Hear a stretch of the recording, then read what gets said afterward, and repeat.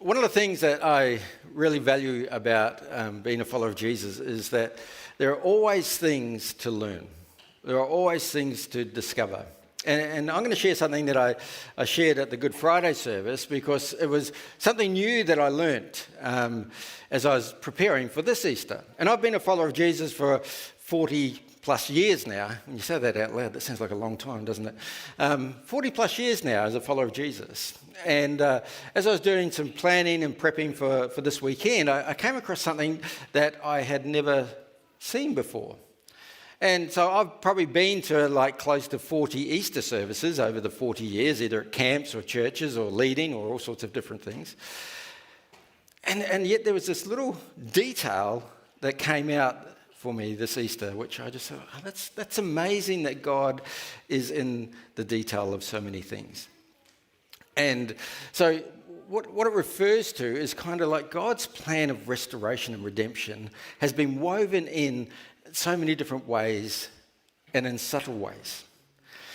And at the very beginning in Genesis, if we read the Bible from Genesis 1, by the time we get to chapter 3, we see that, that we've gone through the creation story. God has declared that creation, after the creation of humanity, that creation is very good. Humanity is very good. And then within another chapter, we see that the fall has come where humanity has not honoured God. They've disobeyed God. God said, you can have everything, just don't eat from this one tree. And of course they do. And the story goes on in Genesis that God sent them out from the garden. And to stop them going back to this wonderful place where they would have amazing relationship with God, where God would walk with them in the cool of the evening, which is a sign of this intimacy that God had with his creation, with humanity, they can no longer go back to the garden. And God puts cherubim, which is kind of angels, standing there to guard the table, to guard the garden. I don't know why I said table. I was looking over there, I guess. To guard the garden so that they couldn't go back in. And so these angels are placed there so that they couldn't go back into the garden and continue to eat from the tree of life. So these cherubim are placed there. Now, if we fast forward about 2,000 years, the people of God have come out of slavery out of Egypt, and they've got to Mount Sinai, and as part of what they're doing there, God says, you need to build me a dwelling, like a tent, a tabernacle. And I want to read for you from Exodus what it has to say.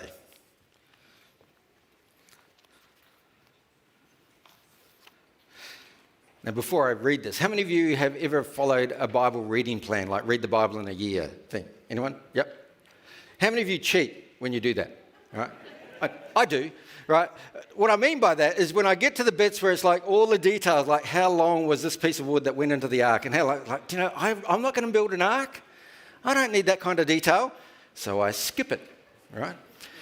In doing so, I've missed some portions along the way that could potentially be quite revealing. So this is what I came across. Where did I put it? Oh, here it is. So God is giving instructions to the people of Israel who are building the tabernacle, the place that resembles God's presence amongst his people. And this is what he says. For the inside of the tabernacle, make a special curtain of finely woven linen. Decorate it with blue, purple, and scarlet thread, and with skillfully embroidered cherubim. Hang this curtain on the gold hooks attached to the four posts of acacia wood. Overlay the posts with gold and set them on the four silver bases. Hang the inner curtain from glass and put the Ark of the Covenant in the room behind it.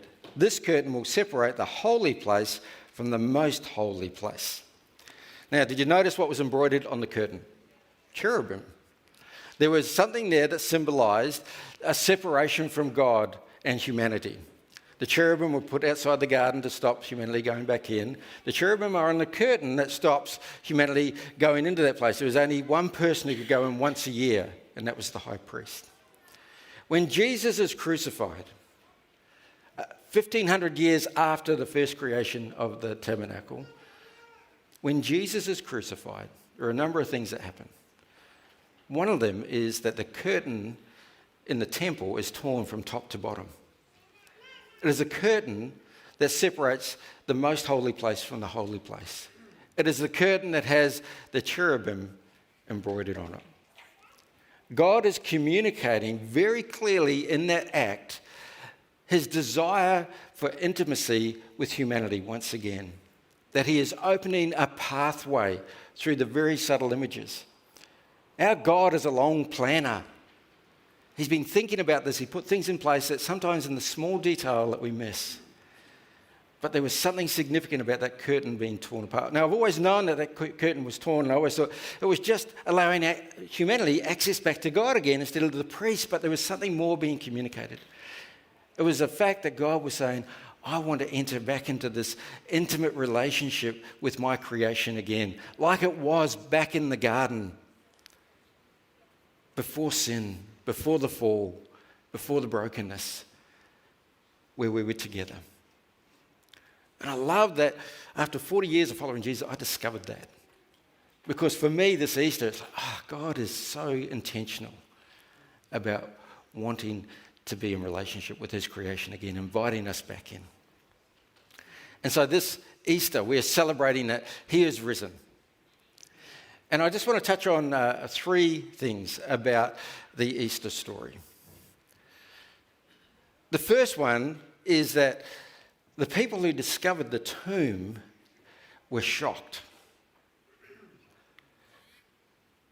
and surprised. They were shocked and surprised for 2 reasons, or actually probably 1 reason. They didn't expect the tomb to be empty. They didn't expect it to be empty. We read in the passage in John that Mary Magdalene went when it was dark to the tomb. She didn't go there because she was expecting the tomb to be empty. How many of you get excited, that something's coming the next day, a birthday, Christmas, a holiday? How many of you get excited and you wake up really early that morning and you're like, yes, today's the day? That's not what's happening here. They weren't waking up surprised, anticipating good things.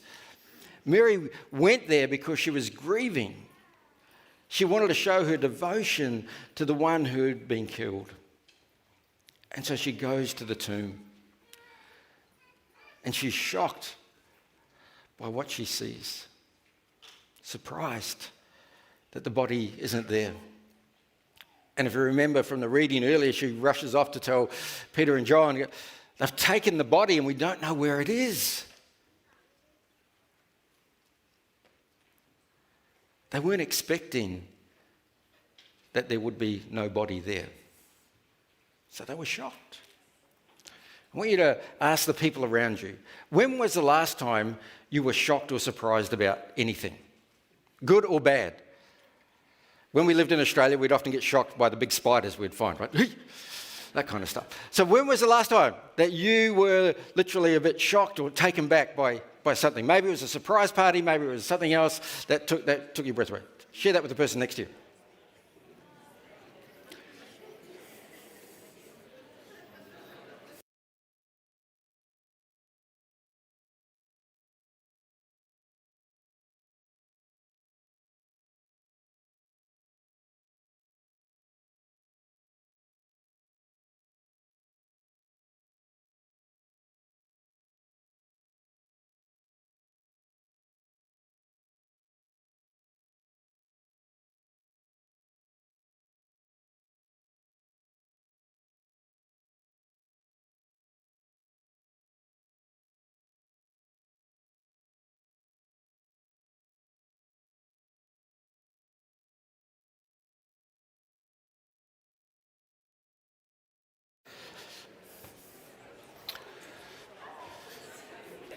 All right, how many of you found it really easy to think about the last time you were surprised or shocked by something?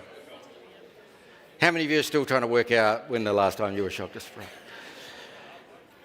Do we really live lives that are not that exciting anymore? Where we're so predictable, we're kind of like, yeah, I could imagine that was going to happen. You ever watched a movie with someone where there's this great plot twist in the middle of it and the person next to you goes, I saw that coming. And you're like, no, you did not. Sometimes we aren't open to things where we're kind of with awe and wonder. man, what's going on here? This is amazing. Now, for these people, as they approached the tomb, the shock was that the body wasn't there. And as we read, it was only as John entered there and saw the linen cloth there that he believed. Even though Jesus had kind of been giving them really big hints along the way that this is what was going to happen, it was only after the resurrection that they believed. For us as followers of Jesus, this should have some awe and wonder about it for us. That Jesus was risen from the grave, continues to live, is there before us. So that's the first thing about the Easter story, is that people didn't see it coming. They didn't see the resurrection coming. It took them totally by surprise, and they were a bit lost when it happened. The second thing about the Easter story is that the people who were witness to it first were not the people you would normally choose to share the news. I want you to think for a moment. We live in a world now where truth is kind of very fluid, right? We often take celebrity endorsement as, well, that must be true. If they say it's true, then it must be true because they're on the TV or they're on the big screen or they are, whoever they might be. So this is a photo of my nephew and his wife and their daughter. And they have something like 60,000 followers on their Instagram page. And this is their job. I know, we have to hide them occasionally because it's like, I'm a little envious about the fact that they just visit amazing places across Australia. They are what you would call, well, they were called influencers, and I think now they're content creators. I think they're evolving, to the next level. And if you get on their thing, you can just see that they spend a lot of time at waterholes and beaches. They're actually coming to New Zealand for 12 months later this year. But one of the things that has become a trend is that people who like this, who have all these followers who kind of go, we love what you're doing, we really see it. If they kind of go, these are the best tyres that we find for using on the beach, then people will go, yes, this is a trustworthy source. I'll take that information on and I'll do that. And I'm not saying they're corrupt in any way. Please don't misunderstand that. That's not what I'm saying at all. But, it's paid content. What that means is like it's an ad. When someone gets up there and goes, this is the best product I've ever used, I'm like, and how much have they paid you to say that? I've got a little cynical over the years, I think. When Jesus is raised from the grave, when the resurrection happens, he encounters women. They are the first people to see the resurrected Jesus. Now, to the ladies in the room, please don't shoot me over this, but in the days of Jesus, a woman was not a credible witness. They would not be the people you would go, here is something, go and tell everyone. Because often they weren't believed. N.T. Wright, a current theologian, says one of the most profound things that, for him, that speaks to the validity of the resurrection is the fact that it was women who were sharing the news. Because they would not be the first choice. They would be the last choice. But they were the first ones sharing the news. And for it to take hold means that there had to be something behind it. It couldn't just be made up. So, little question for your people around you again. If you were thinking of people in our society, sort of, professions, who are the most trustworthy in your mind? So share it amongst yourself. Don't shout it out. And then alongside that, maybe highlight who do you think is the least trustworthy professions. They do surveys on this stuff as well, so.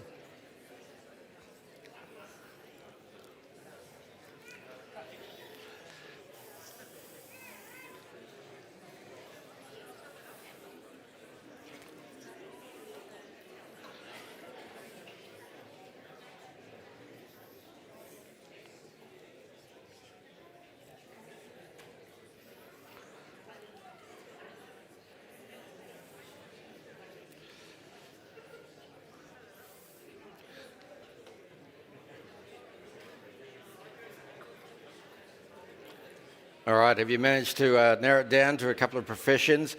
I did a bit of Googling around this through the week. And do you know who comes up on top? You know, I want to guess? Doctors, they're right. So they are the most trustworthy according to society around. I'm not going to ask for a show of hands of doctors in our building at the moment. But this idea that there are some people who we trust the most. Who wants to take I don't know if I should say this, I think it's pretty safe. Who wants to take a stab at the least trustworthy profession? Politicians, yes. We obviously read the same Google information. But this idea that there are some people who are more trustworthy and there are those who we would deem as least trustworthy.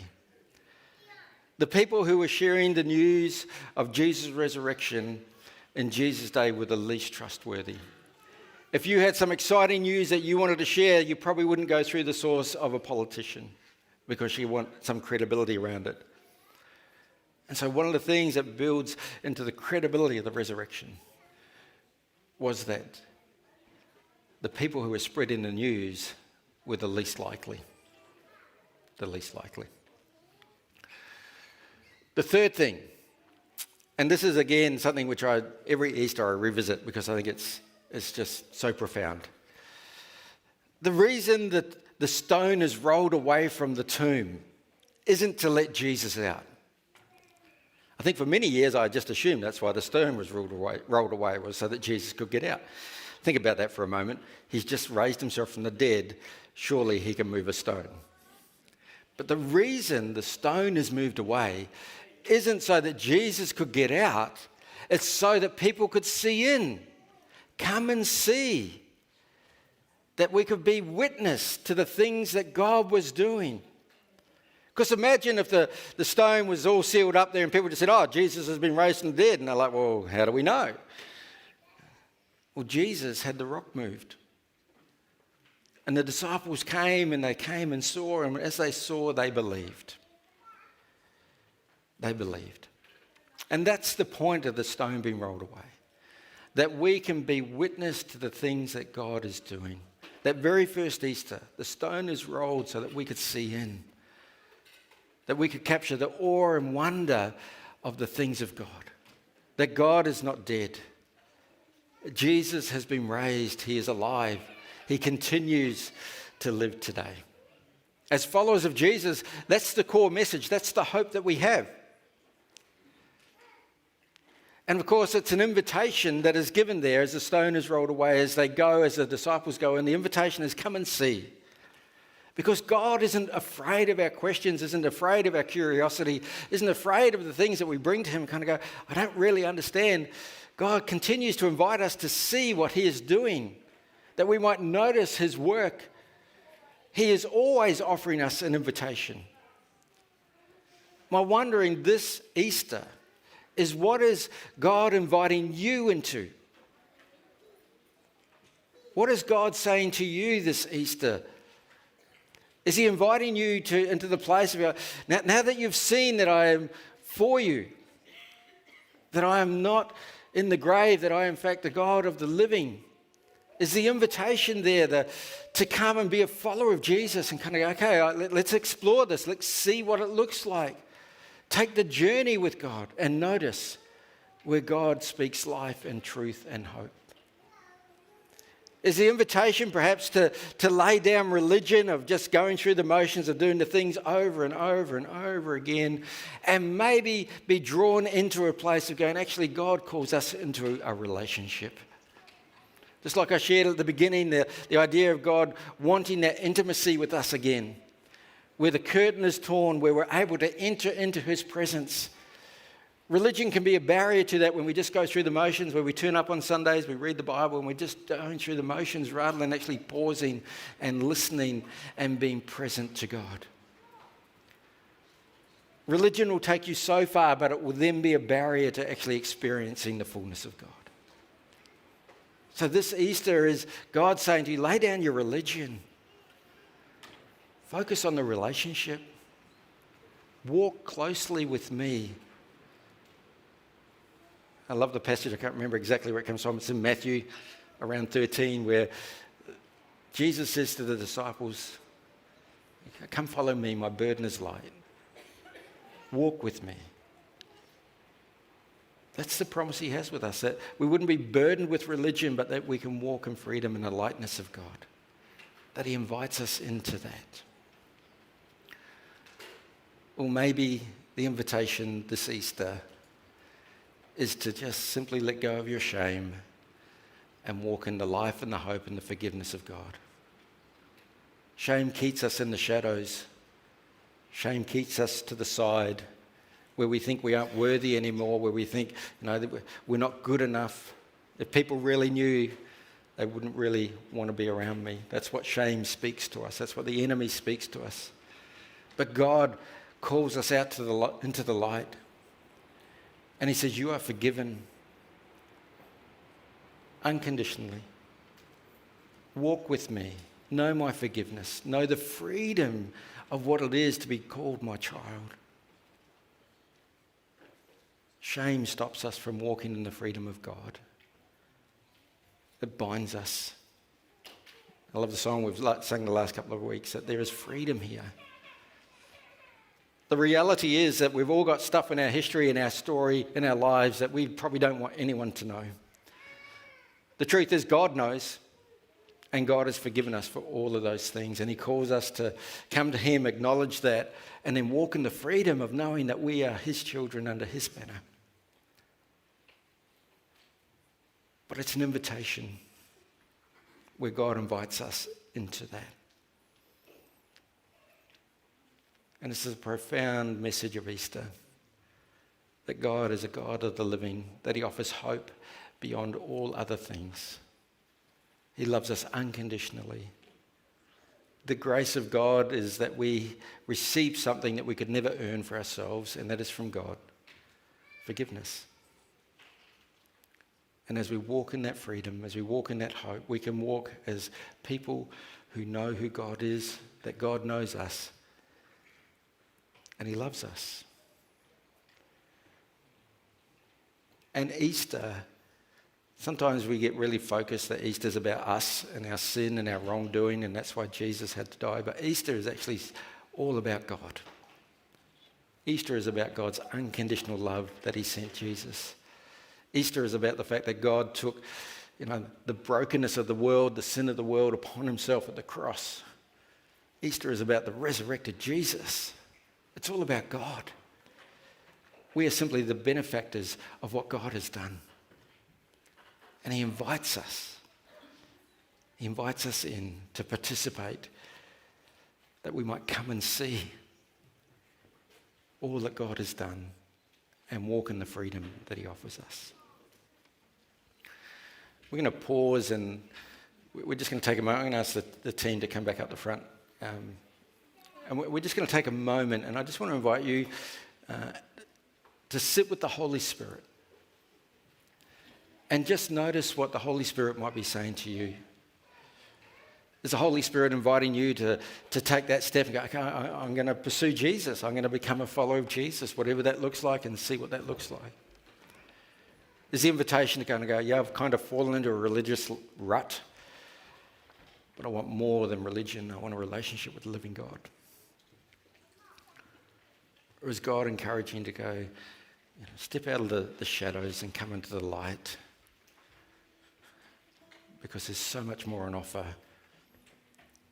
Don't let shame be the thing that binds you and keeps you out of my kingdom. Allow my grace and love and mercy and compassion and sacrifice bring you into the light and the freedom of following me with all that you are. So let's pause and allow the Spirit to speak to us this morning. Lord, this Resurrection Sunday, we just want to pause for a moment, and I just want to invite your Spirit to speak to us. Speak to me.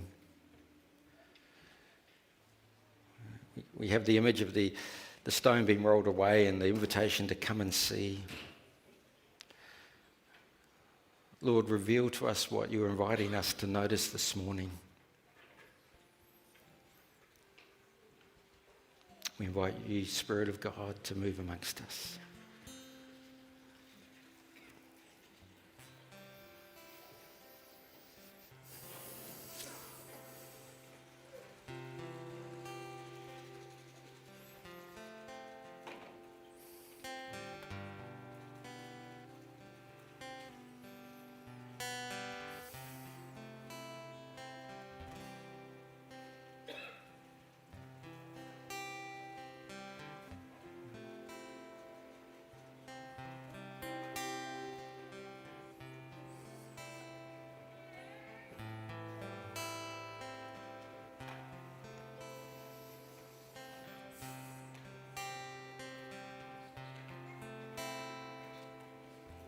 Lord, continue to speak to us, reveal your truth to us as we pause in your presence this morning